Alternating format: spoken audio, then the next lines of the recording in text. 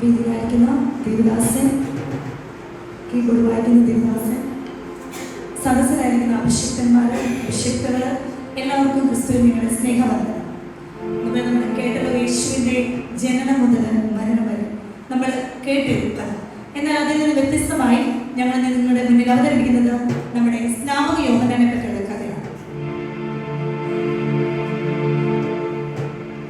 ഒരു സ്ത്രീയുടെ കൗശലത്തിൽ ഒരു രാജാവ് വാക്കിന് മുന്നിൽ ധർമ്മത്തിന് മുന്നിൽ കണ്ണടക്കിലുള്ള ഒരു രാജാവാണ്. ആ രാജാവ് വാക്ക് പാലിച്ചപ്പോൾ ബലിയാടായ ഒരു നീതിമാന്റെ കഥ. അതാണ് ഞാൻ നിങ്ങളുടെ മുന്നിൽ അവതരിപ്പിക്കുന്ന കഥ. സ്നാപക യോഹന്നാൻ.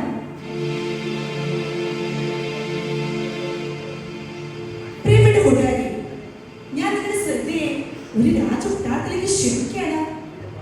ദാ അങ്ങോട്ട് നോക്കൂ, എന്താണ് അവിടെ കാണുന്നത്? രാജധാനിയല്ലേ കാണുന്നത്? പൊന്നിൻ ദ്രവ്യയിൽ കുടിച്ചു നിൽക്കുന്ന ആ രാജധാനി ഹെരോദോസ് രാജാവിന്റെ കൊട്ടാരമാണ്.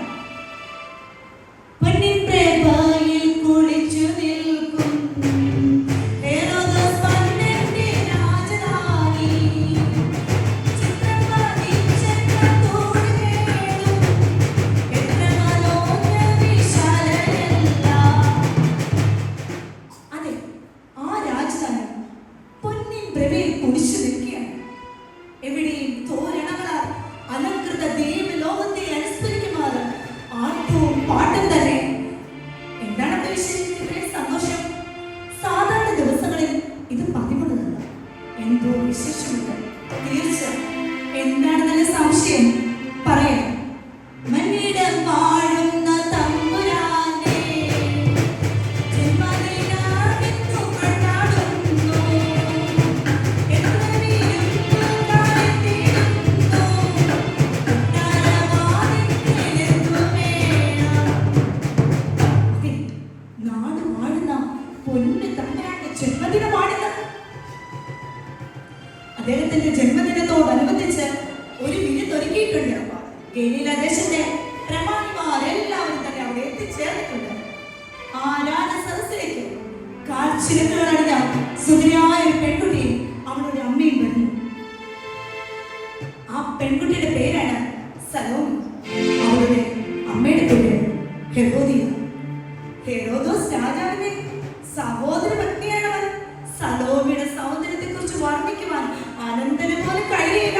കവികൾ അവളെ കുറിച്ച് പാടുന്നത് ഇങ്ങനെയാണ്: അഴകുറ്റ വാനത്തുദിച്ച താരം, വഴിതെറ്റി അന്നാരം വന്നതാണേ, സുരലോകം തന്നിലെ അപ്സരസി, ഭൂവനത്തിൽ വന്നു പതിച്ചതാണേ.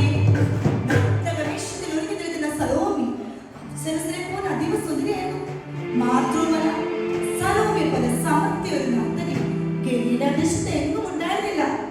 അതുകൊണ്ട് തന്നെയാണല്ലോ രാജാവിന്റെ ജന്മദിനാഘോഷ വേളയിൽ ക്ഷണിക്കപ്പെട്ട അതിഥികൾക്ക് മുന്നിൽ നൃത്തം ചെയ്യാൻ അവൾക്ക് അവസരം ലഭിച്ചത്. അവളെ കണ്ടിടുന്നു രാജാവ്. ഇന്ന് നമ്മുടെ ജന്മദിനമാണ്. നമ്മെ നമ്മുടെ അതിഥികളെ രസിപ്പിക്കുവാൻ നീ ഒരു നൃത്തം ചെയ്യും. സലോമി, എല്ലാം അടിയുടെ ഭാഗ്യം.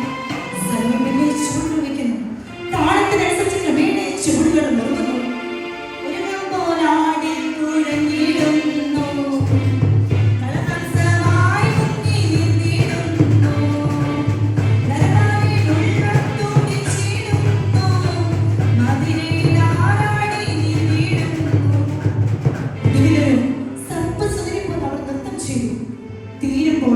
രാജാവിന്റെ മുഖം ചെന്താമര പോലെ വികസിച്ചിരുന്നു. രാജാവ്, എന്റെ കണ്ണുകൾക്കും കരളിലും അമർത്തിയ പെൺകുട്ടി, നീ എന്ത് തന്നെ ചോദിച്ചാലും നാം തന്നെ തരുവാൻ നോക്കുമാണ്. പറയൂ, നിനക്ക് എന്താണ് ആവശ്യം? ഉടനെ അവർ അമ്മയായ ഹെരോദിയെ സമീപിച്ചു. അമ്മേ, ഞാൻ എന്താണ് ആവശ്യപ്പെട്ടത്? ഇത് കേട്ട ഹെരോദിയുടെ മനസ്സിൽ ഏതോ നിമിരമായ ചിന്തകൾ ഉടലെടുത്തു. താൻ കാത്തിരുന്ന സമയം സമീപത്തെത്തിയിരിക്കുന്നു. ഇനി വൈകിക്കൂടാ. കാലാഗ്രഹത്തിൽ അടച്ചിരിക്കുന്ന ആ വാക്കുകൾ, തന്റെ സ്നാപക യോഹന്നാന്റെ വാക്കുകൾ തന്റെ തലയിലേക്ക് ഓടി. നിന്റെ സഹോദരന്റെ അവന്റെ ഭാര്യയെ നീ സ്വന്തമാക്കുന്നത് നീതിമാന് സാധ്യമല്ല. ഹെറോദോസ് രാജാവ് തന്നെ വിവാഹം ചെയ്തതിൽ ഇയാൾക്കെന്ത്? തനിക്കെതിരെ നാം ഉയർത്തിയ അദ്ദേഹത്തെ വകവരുത്തുവാൻ പറ്റിയ അവസരം ഇത് തന്നെ. പിന്നെ അവൾ ഒട്ടും മടിച്ചില്ല.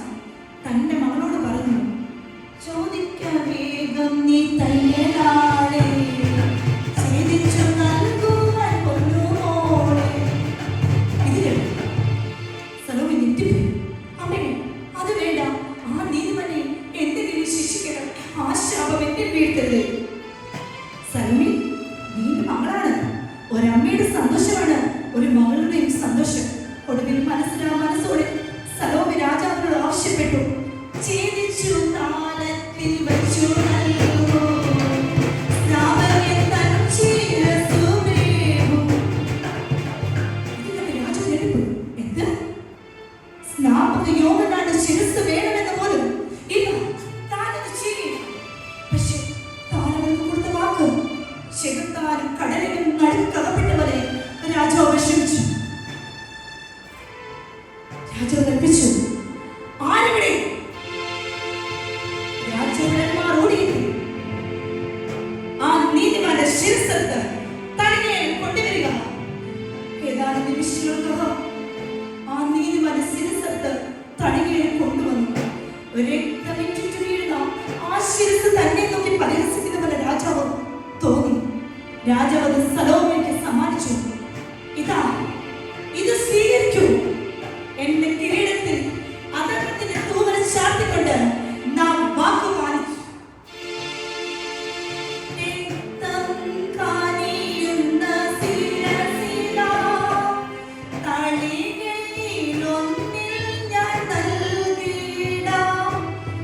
രാജാവ് വേദനയോടെ ആ ശിരസ്സ് അറുത്തത് സലോമിക്ക് സമ്മാനിച്ചു. ഞങ്ങളുടെ കൊച്ചു കഥാപ്രസംഗം ഇവിടെ അവസാനിച്ചിരിക്കുന്നു.